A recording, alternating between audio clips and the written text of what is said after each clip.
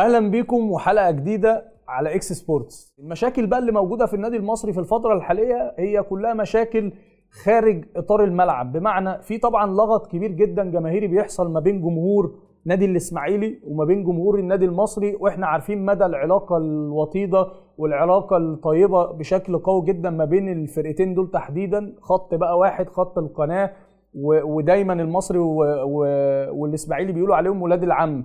فبالتالي حصل يعني اختلافات في وجهات النظر بخصوص انتقالات اللعيبه. زي ما احنا عارفين الاسماعيلي بيمر بوضع وظروف صعبه جدا جدا، سواء بقى على مستوى النتائج او على مستوى الاداره او حتى على مستوى اللعيبه وتغييرات في الجهاز الفني. ولسه كابتن احمد حسام ميدو بيتولى القياده الفنيه، وبعض اللعيبه عندها مشاكل ولعيبه ما كانتش بتروح التمرين ولعيبه مش بتاخد فلوس.